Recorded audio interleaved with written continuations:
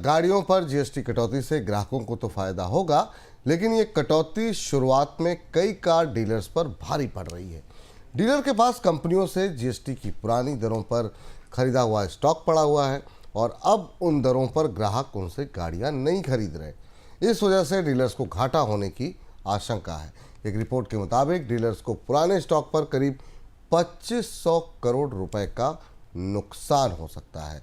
Sir, ये तो बड़ा नुकसान होगा। डीलर्स को अभी जो फिलहाल के लिए नुकसान हो रहा है वो किस तरीके से हो रहा है और इसे उठाएगा कौन और कैसे कंपनसेट होगा ये नुकसान?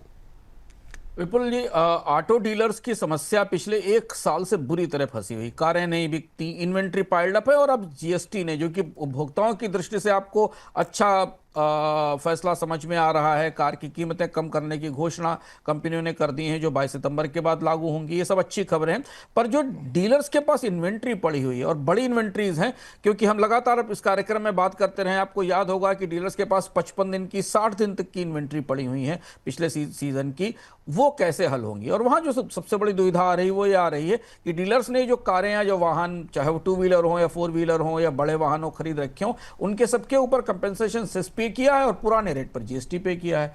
जो सरकार का आदेश है उसके मुताबिक कंपेंसेशन सेस 22 सितंबर तक ही लागू रहेगा, उसके बाद नहीं लागू होगा। अब डीलर इस बात के लिए बाध्य कर रहे हैं या मना रहे हैं ग्राहकों को कि वो पुराने वाले वाहन खरीद लें जो पहले से हैं, जिन पर पुराना जीएसटी की दर थी और कंपेंसेशन सेस थी। ग्राहक अब इस बात का इंतजार कर रहे हैं कि नई रियायतें आने वाली हैं, इसलिए वो 22 सितंबर के बाद ही गाड़ियां खरीदने जाएंगे। इस स्थिति में ये जो फंसा हुआ इन्वेंट्री का स्टॉक है, इस पर जो नुकसान है वो डीलर्स को उठाना पड़ेगा, क्योंकि कंपनियों के पास तो पैसे पहुंच चुके हैं और ये नुकसान थोड़ा बहुत नहीं, 2500 करोड़ के आसपास है। तो ये अब खुलकर आ रहा है। जीएसटी का क्रियान्वयन जैसे जैसे शुरू होने की कोशिश हो रही है, रियायतों को लागू करने की कोशिश हो रही है, अब ये स्ट्रक्चरल चुनौतियां सामने आती दिख रही हैं। डीलर और कंपनियों के बीच में अभी इस पर कोई सहमति नहीं बनी है कि इसका क्या किया जाए, लेकिन अब ये जो कंपेंसेशन सेस पेड व्हीकल्स हैं, इन पर जो हानि होगी, इन पे जो नुकसान होगा या इनकी कीमतें आने वाले दिनों में कम की जाएंगी, तो वो नुकसान डीलर्स को ही उठाना पड़ेगा।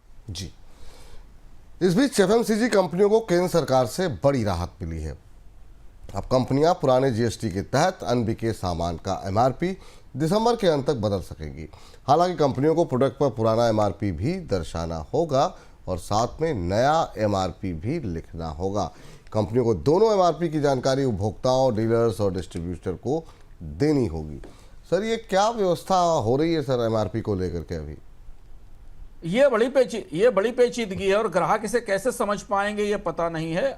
पिछली बार जब 2017 में जीएसटी लागू हुआ था तब भी आपने देखा था कि कंपनियों को एक समय दिया गया था अपना पुराना स्टॉक क्लियर करने के लिए और उन पर उनके मूल्य बदलने पर। अब तो ये बहुत तेजी से लागू हो रहा है 22 सितंबर से। तो अब 2 तरीके के प्रोडक्ट होंगे मार्केट में, जो 22 सितंबर के बाद बने हुए और जो 22 सितंबर से पहले बने हुए। चूंकि बड़ा फेरबदल हुआ है, खासतौर से कंज्यूमर और एफएमसीजी सामानों का एक बड़ा हिस्सा शिफ्ट हुआ है एक स्लैब से दूसरे स्लैब में, तो जो सामान डीलर्स के पास या विक्रेताओं के पास स्टॉक में पड़ा हुआ है वो तो पुराने टैक्स और पुराने स्लैब के आधार पर है। उसे जब नए लेवल पर बेचा जाएगा तो ये कैसे पता चलेगा कि उसका एमआरपी क्या है, क्योंकि एमआरपी कम करना पड़ेगा कंपनियों को। जीएसटी का रेट घट गया है, तो जो सामान 22 तारीख के बाद बाजार में बेचा जाएगा या जो 22 तारीख के बाद आप या हम कोई भी खरीदने जाएंगे, उन्हें उस सामान के ऊपर टैक्स की रियायत मिलनी चाहिए, मिलेगी, क्योंकि जीएसटी का नया नियम लागू हो गया है। डीलर्स इस मामले में उलझन में थे, सरकार के साथ बातचीत चल रही थी। सरकार ने कहा कि अब दिसंबर तक एमआरपी को बदल सकते हैं। ऐसा इसलिए है कि उसको इसकी व्यवहारिक व्यवस्था समझनी होगी। 2-2, 3-3 महीने के तो स्टॉक्स हैं ही प्रोडक्शन के, कंपनियों के पास भी इन्वेंट्रीज काफ़ी हैं, तो इतनी सारी इन्वेंट्रीज को नए एमआरपी में लाने में लंबा समय लगेगा, 2 से 3 महीने लगेंगे। ऐसी स्थिति में सरकार ने इजाज़त दे दी है और एक कहा है कि पुराने और नए एमआरपी के स्टिकर लगाए जाएँ। सुनने में बड़ा अच्छा लगता है, लेकिन ग्राहकों के लिए बड़ा मुश्किल होगा। इसलिए जब भी अभी ये स्पष्ट नहीं है कि वो कैसे व्यवस्था लागू होगी और क्या वो रियायतें पास ऑन हो भी पाएंगी जो दी गई हैं कि नहीं, ये देखना होगा।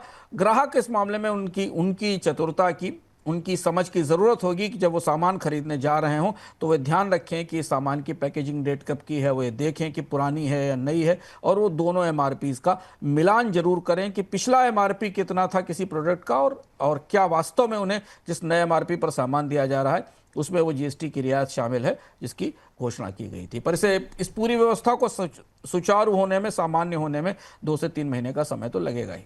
जी। है।